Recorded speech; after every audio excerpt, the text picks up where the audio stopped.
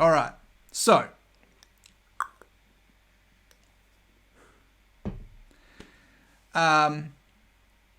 shit. This is going to take me back a little bit, right? So this was when we didn't really know who Dickie was and what he was doing. So initially, this one was a bit interesting because this had a lot of hype. Like Davey had put together like this ginormous card, right? It even had like Way on it, Andrew Thompson. It had like some pretty big kind of players within our community, right? And so I guess what was kind of strange about it though was that the main event was Braden against Chris Elliot. And, you know, I'll be honest, like, not a lot of people knew who Chris Elliot was at the time.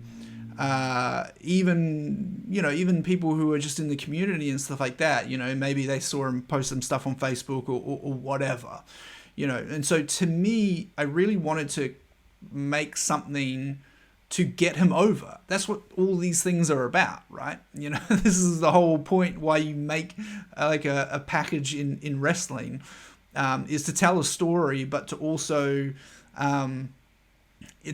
get you at the end of that package thinking to yourself, oh, right, I really want this person to win and all that sort of stuff.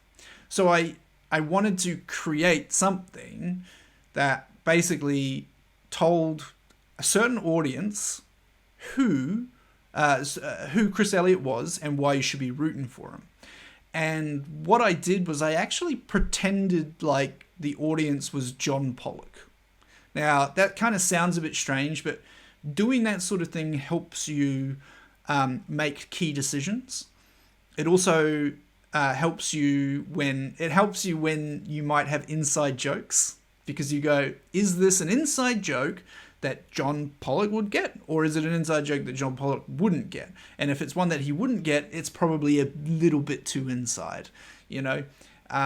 We went a little bit more inside with the Fire Franks Funhouse stuff than this one, but yes, I used John as like an anchor for when I made this, so that I knew, hey, is this gonna hit, you know? And so obviously I was very pleased at the end or the next day when, you know, John and Way were on the show and said, the greatest compliment I can give is watching this Prime Target special for Braden Herrington and Chris Elliott.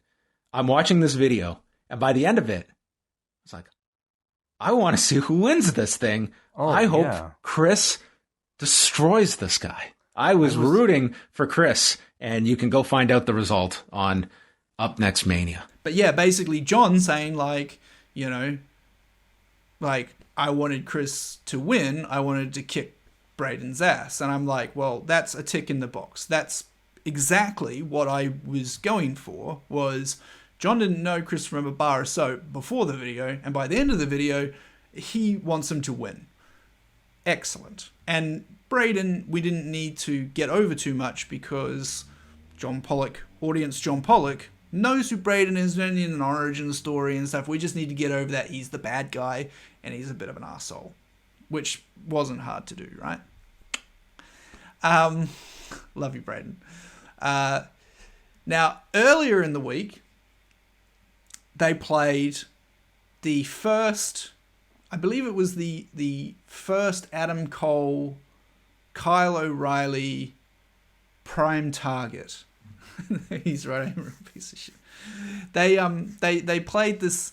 It was funny. They played it was a Prime Target for Kyle O'Reilly and Adam Cole. Yes, that feud has been going on since upNXTMania, all the way up until up next summer. And I really loved it. You know, I thought it was just awesome. Made you sweat, you know, when you watched it, like, ah. And that was at the time where obviously Dynamite and NXT were on at the same time. And I had both on my screen at the same time. Kenny Omega was wrestling on Dynamite, and this Prime Target came on, and I was just immediately drawn to it. And so I didn't know at that point that I was going to be doing a Prime Target. I knew I was going to be doing something. I'm pretty sure we already had kind of filmed. I'm pretty sure we had Chris's stuff filmed already, but I hadn't like fleshed out how I wanted it to feel and all that sort of stuff. But anyway, I saw that and I was like, well, I think that would be perfect. I want to make people sweat. I want people to watch and just be like, sort of thing. So filmed Chris Elliott stuff and then got Braden to film his stuff. And kudos to Braden. This is some like very interesting lighting, stuff like this really makes a difference, you can be brooding, just something kind of different. We don't need to, the quality doesn't need to be perfect of the video, but lighting is something that you can't make up in post. First time in a long time, but back like I never left. And he starts off with the start of the song. I went from asking what's next to being up next. I had to get off the boat before I could walk on water. I broke the law. And now I'm the Brady. I'm a free man, and now this clip is still on YouTube. Brady. I'm a free man, and I've track it down to have to be the guy because to face it's questionable. You. I am the Brady, and it's upNXTMania. This It's lit. was actually the end of what Braden sent me. Like it was like it was kind of intended to be the last thing he said. But I thought it was a perfect transition into kind of like the title. And we call it Next Round. Classic interview, yeah. Where you would know. I just went into YouTube and typed this thing. And I was like, well, if it's on YouTube.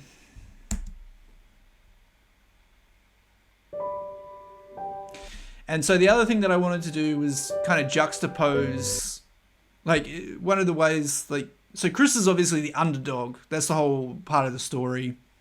It's kind of what I explained to the guys as well. Like, perennial underdog, Daniel Bryan type, and, Braden is the big shot, lives in a big city, kind of thing. So I even did the whole city thing juxtapose.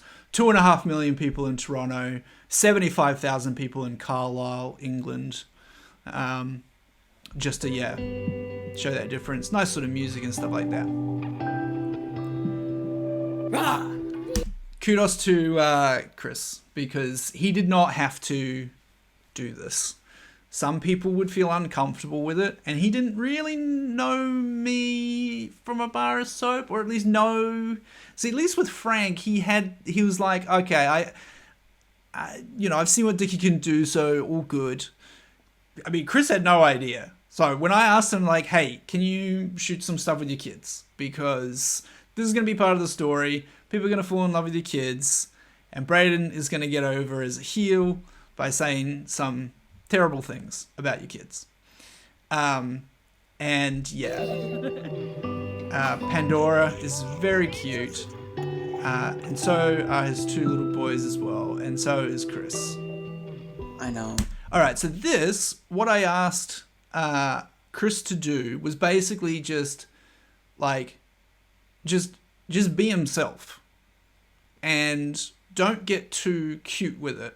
Like, sit on your couch, talk about, like, your stuff, like you're the underdog, you're the babyface and all this sort of stuff, right? I gave him like a few bullet points. He did the rest.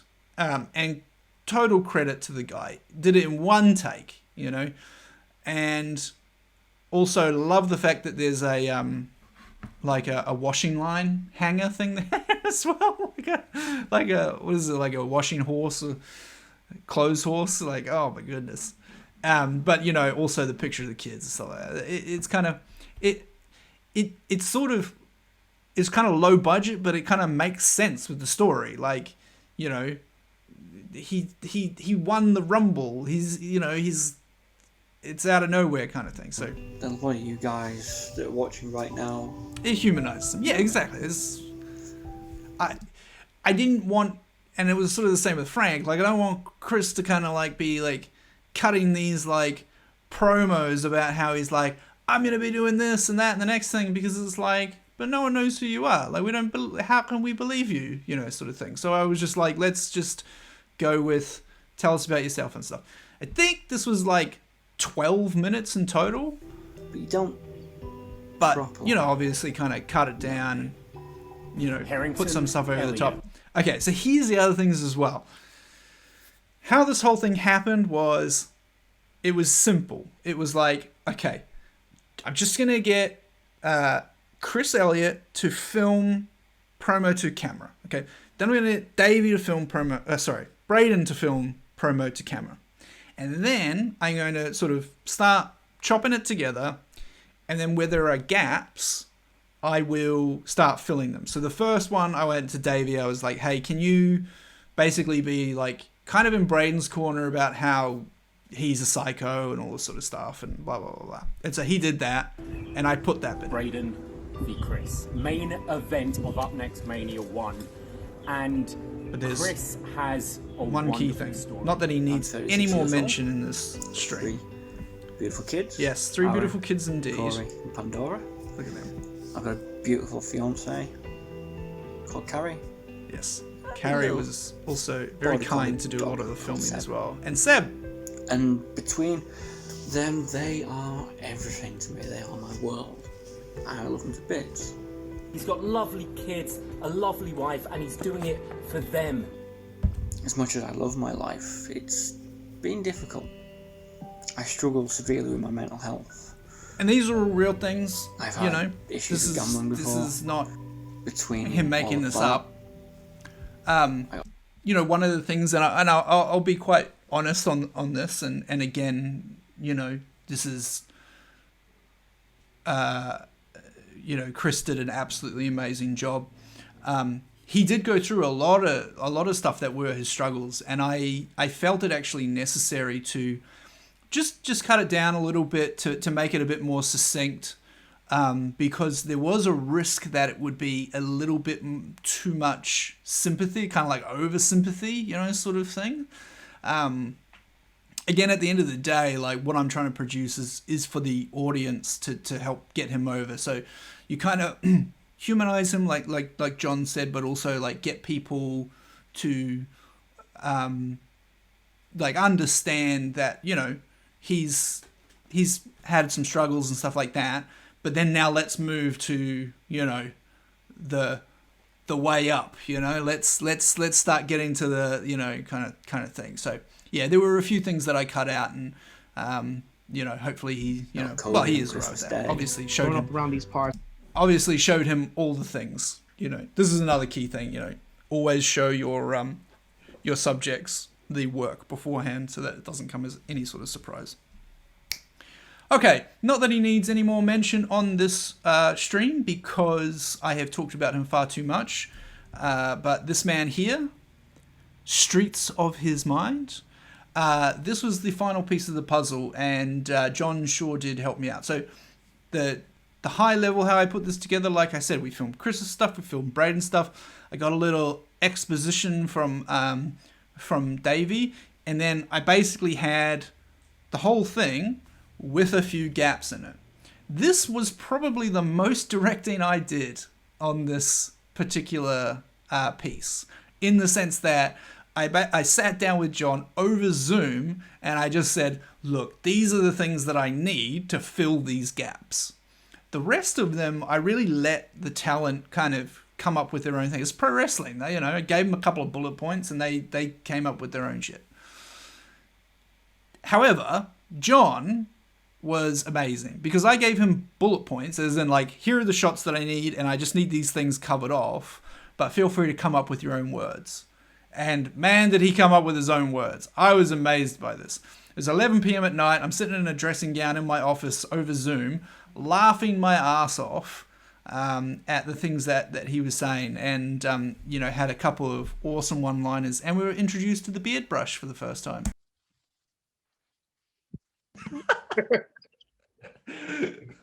Even come close to what I've witnessed. I've gotten to know Chris the last year or so during this whole lockdown, and I have to admit, like, he's a devoted family guy. Like, he'll do anything for his family. He'll do anything to win this championship.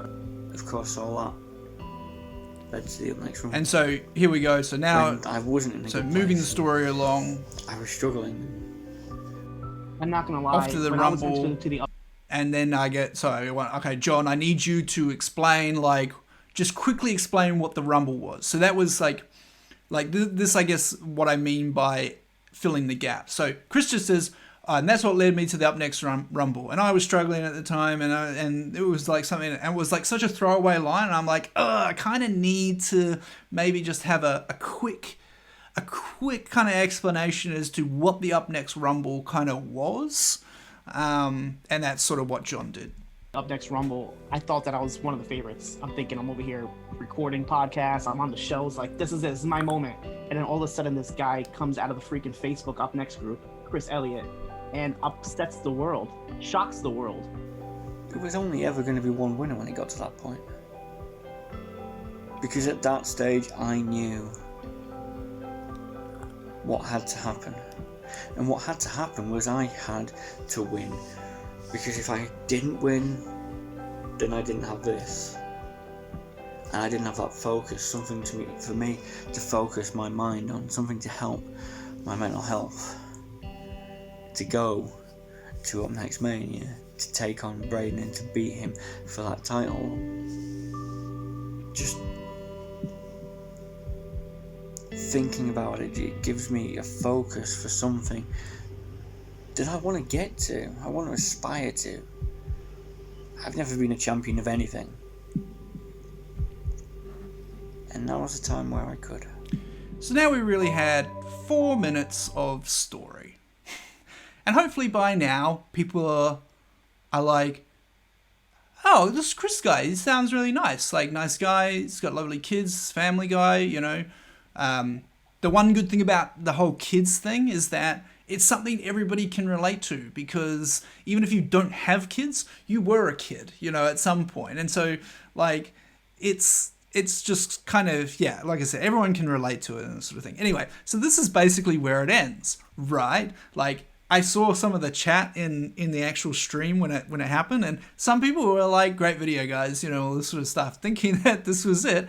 And then now we get to the real cutting stuff,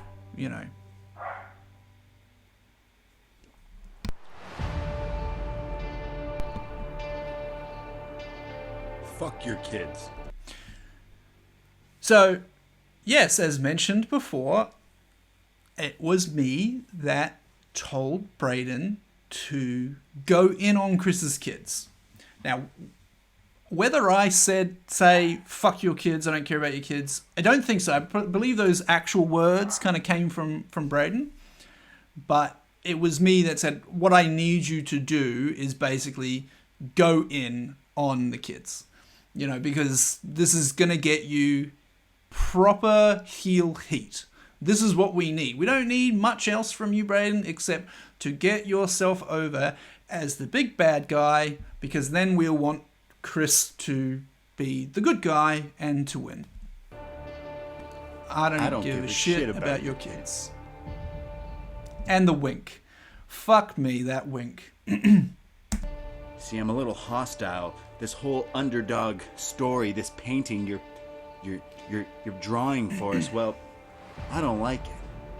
The ultimate underdog. And Braden was absolutely fantastic here as well. I mean, these things, this is obviously very different to the other one, like to the Five Franks Funhouse, where we sort of said, just be a shit-eating heel, like all that sort of stuff. This had some amazing storylines in it around being the underdog. Huh? Chris, come upNXTMania.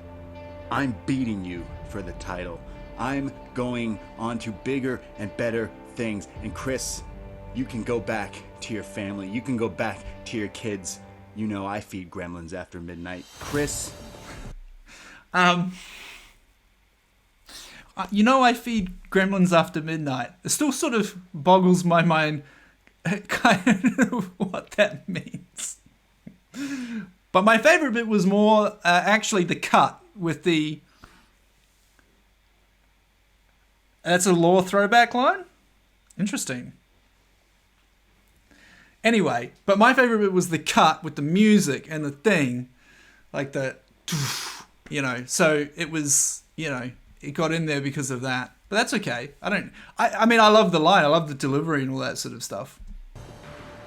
There's only one man, one winner. It's not you. Doing this for your family, Chris, and that's wonderful. But Braden doesn't give a shit about your family. Braden doesn't even have a family. He's doing this for himself. And I cut obviously before, but like Davey continued on and ended up cracking himself up because he was just like talking about how kind of how much like Braden doesn't have a family. He doesn't even care. He doesn't even. And I was just like, oh. Doing this for your family, Chris, and that's wonderful. But Braden doesn't give a shit about your family.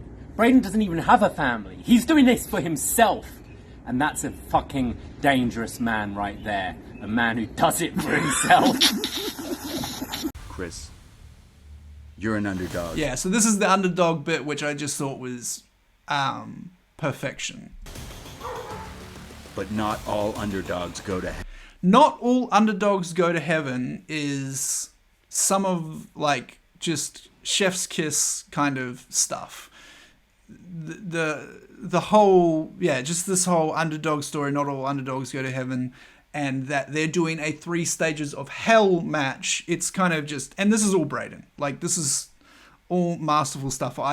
The performances of these people are their own, you know. I just kind of gave them, like I said, the framework. Heaven. Because I'm taking you through 3 stages of hell. Yeah. I'm the BDE champ. I am the BDE. Chris, I got Patreon stacks bigger than you. I live with Braden. I work with Braden. And I see exactly the kind of psycho killer he can be when he needs to. Chris, and I think that's it, right? You've got it. Please prove me wrong. No, we go back. That guy needs to be taken down a peg. Yeah, we go back. You either die a hero or live long enough to become the villain. And Chris, I'm pretty sure they just watched Batman earlier that day. but also a great line because he's basically saying I'm the heel. That means I'm the villain. Call me the villain, but I ride and die. And those were 2 different bits and 2 completely different parts of the stuff he sent me.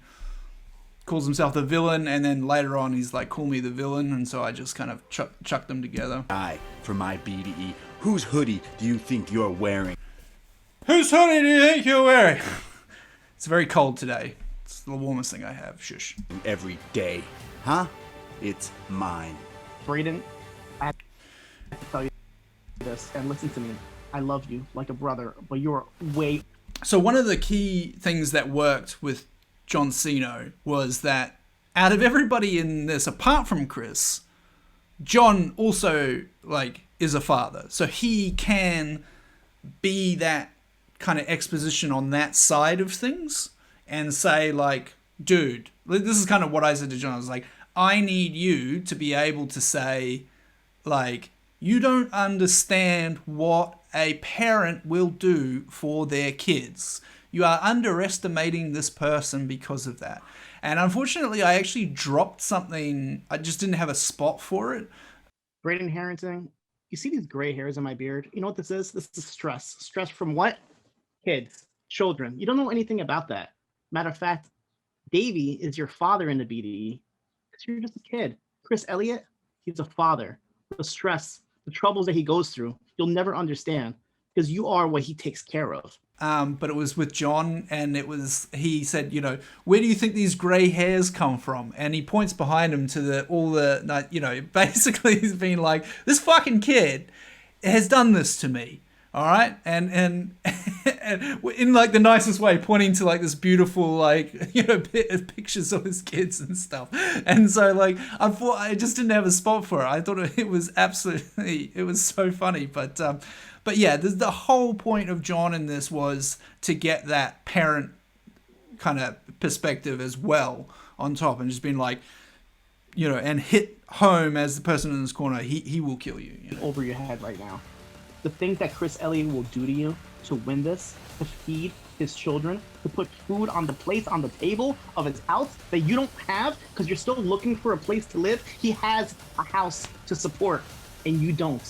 So this also this was super funny because, and I love this too, just being like, you don't even have a house, like you know, like, and all this sort of stuff, right? What actually happened during the show, and I was alerted to beforehand, not because it had anything to do with this, just because I was chatting with Braden and David, and they were saying, like, we've put in an offer, you know, for a place, and we're really hopeful that we'll get it, sort of thing. And in the back of my mind, I'm thinking, oh no, I hope you don't, like, tell everyone that you have a house, and then we play a video later that has John Cena saying you don't even have a house to live in. And then literally an hour before the main event started, these guys come back. I guess we had like a 5-minute break or something in the middle of upNXTMania. These guys come back and they announce that they didn't get the house. We need a win. We've, as many of you who follow us know, we've been house hunting. Oh, right, yeah. And just in the break got some bad news. Ah. We didn't get the place we wanted, No. so the search continues, and therefore we need a win. We need a shift in momentum, Braden. I was like, yes. And so selfishly, I'm so sorry, guys. But I was so selfishly, I was like, I need my story to work. I cannot have you saying that you have a house to live in, and then John Cena say you don't have a house to live in. So I'm sorry. I'm sorry. I was internally I was sad for you guys, obviously, but also, you know, silver linings. That's what I should be saying. Silver linings, and it worked out. You got the you got the place now. You got the place. So it's all good. Get it through your thick fucking skull. When a man has a family, the things that he does, you'll never understand. Chris Elliott will fucking murder you. And the beard brush, which I laughed so hard. It's just like, he just sprung it on me. When he was doing it, he just sprung it on me. He was just like, he just cut his promo, and then out of nowhere, he just goes, shh. Get it through your skull. Pissing me off right now. What was that? I don't know. I'm just trying to get. That's got a beard brush. That's my new gimmick. My beard brush. Okay. If you want to get your gimmick over, that's fine. I'm fine with that. Everyone's trying to get their fucking gimmick over in this video. I'm just trying to get into my I'm trying to get into my Taz Eddie Kingston mode, and that's something I feel like Eddie Kingston would have, just a beard brush. And then you're trying to make yourself. All right. So here is like, and now it's like, okay, so Braden is done, and now it's like we have to go back to Chris one more time, and like deliver the final blow. Because at the end of the day, it's about getting Chris up to Braden's level. And so Of the star this of the show, because let's face it, my friend. So I have some, you've you know, never we're been at the the end star here. of the show. 10 minutes to go until Dynamite. But Once a sidekick, always a sidekick. okay, You're Davey's sidekick. I have to play this. Back in the day, you were waiting sidekick on CWC. Shout out Way. You were even Jason. Okay. So I will put it on here. Cena says, wait a minute. I'm not sure. So Raquel stole the line from Chris Elliott. What about the sidekick? Yeah. I mentioned that actually. I think I mentioned it either in a chat or something, and no one was listening. But anyway, yes, the whole sidekick thing. Now, I freeze framed on this for a reason. Oh, thank you, Wei. I always wanted to do it. I wasn't Twitch streaming back when I did this, so I sort of thought, I may as well we'll do this. Okay, so I, just like with Braden, said you got to go hard in on Chris's kids. I did say to Chris Elliot, I want you to say, like, I want you to do like an Agnew thing. That's all I said. I want you to say his name, because I think this is, again, using John Pollock as like your audience member. It's a joke that, let's say someone who comes in who's got no idea what post wrestling is or anything like that and watches this, like, they're not going to get it, but they're not who we're targeting this to. And we're not going too inside to the hardcores. We're sort of, So this was a joke that, so this was a joke that I guess John would understand. Now, so I did say, this is what I want to do. And I did let Braden know that, hey, just so you know, I have told Chris to sort of say this, right? Braden was a little like, because the Forbidden Door was also opening at this point, by the way. For those who know, they know, sort of thing. But at the end of the day, this is a dig at Braden kind of thing, so I think it kind of worked. But what I want to say is Chris Elliot came up with this whole sidekick thing. He came up with your Davies sidekick, you were Wei's sidekick back in CW Scene, I believe, yeah. And you were even Jason, and that was the blow. Like, that was honestly, like, just... And you saw it in the Twitch chat. I've recorded that whole sequence of events of the Twitch chat and stuff. People were just like, what the... it's just... Agnew's sidekick. It was like, whoa. And then that's whilst I can't make you... pretty much it. There's a little cut. There's a little dissolve cut there. Braden, on April 15th, I'm gonna make you. And then that's it. Bitch. And then say the word bitch. Every promo you have to say the word bitch. Not sure if that actually happened in the Five Franks Funhouse, but anyway. And then I just wanted some drone shots because that's what would happen in a prime target, right? And just titles and more kids. Oh, sorry. And then Toronto, yeah. So that castle is in, I think it's in Carlisle. Yeah, it's kind of like a famous sort of castle sort of thing. And that is where the shots of Chris, that's where they went on that trip. Obviously, Chris didn't get this filmed in his, on his iPhone. He didn't bring his drone.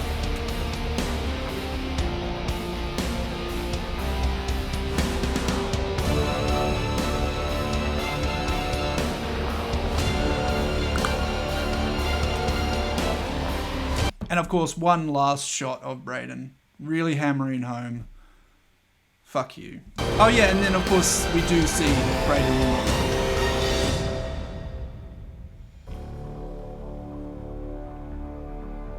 Don't you dare miss it. And wink again. So yeah, thanks to all that followed along, and I will see you next time. At ease, soldiers.